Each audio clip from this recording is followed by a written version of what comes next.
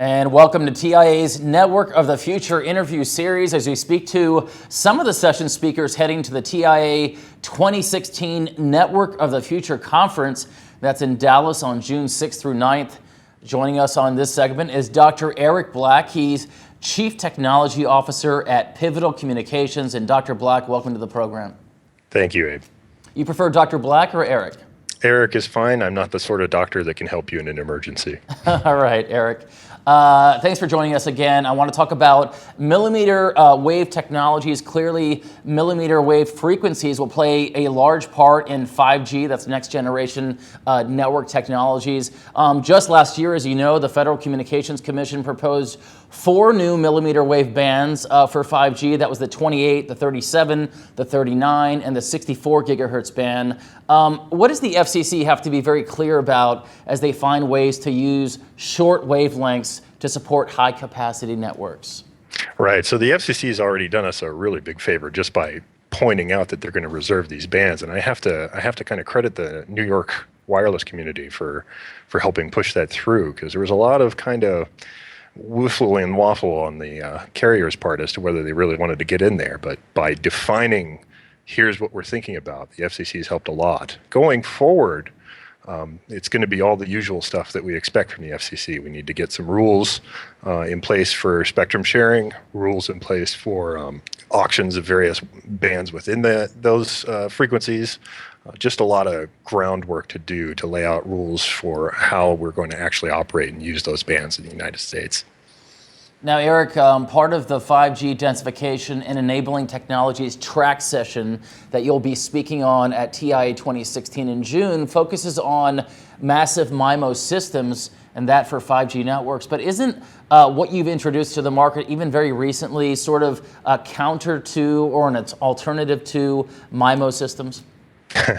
Well, that all depends on who you're talking to and how they define MIMO. Multiple input, multiple output antenna systems have been in use for a very long time. It's only recently where we've really started thinking about these high-rank channel matrices for doing communications. So Pivotal's product is a true beamforming system, RF beamformer, kind of like a phased array, which is something I think the wireless industry has wanted for a real long time, but really hasn't had a good cost and form factor to work with. It's going to be interesting to see how MIMO plays with our antenna system. It certainly is possible to do MIMO in a modified form using our antenna system. So we view ourselves kind of a little bit as competitors, but also a little bit as possible allies down the road once we figure out how to work together.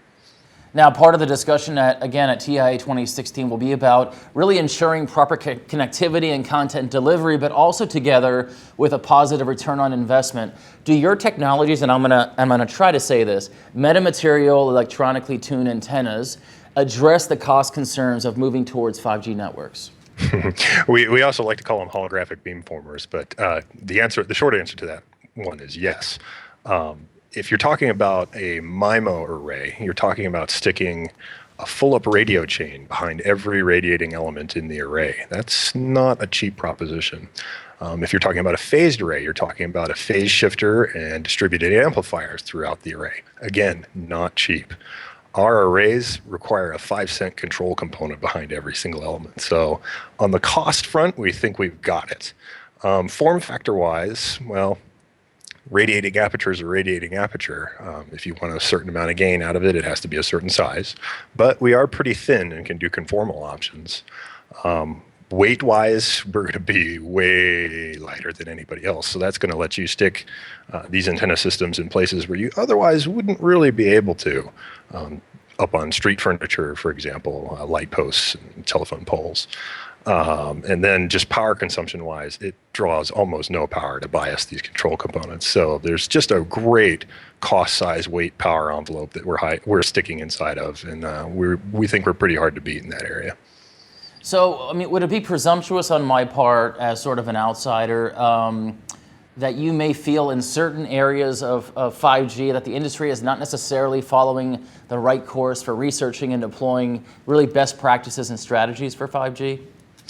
It's always a risky thing to say that the people you want to do business with are just doing it wrong. But to be fair, they're doing with what they know, the best possible thing, testing out new technologies. But they're still, to a very real degree, kind of sticking with what they know, which is dangerous. That creates an environment that's ripe for disruption, which is the direction we're coming in from. And we're real excited to get involved with these characters and really open their eyes to the art of what's possible. Because I think beamforming kind of got written off just because people knew what phased arrays are and how much they cost and how tough they can be to actually build. And now that there's a much cheaper alternative out there, we're trying to steer the big ship and get it to come around to thinking our way. Eric, we certainly would like to circle back with you at the TIA 2016 conference and talk once again. I had a chance to sort of go through your bio before the program, and you really have a very dense knowledge of your space and a number of other areas as well. So it's a real pleasure to have you on the program, and thanks for your time, because I know it's limited. Thank you, Abe. And to our viewers, thank you for joining us, and we'll see you at TIA 2016. Please visit TIA2016.org for the program schedule and all registration information. So long.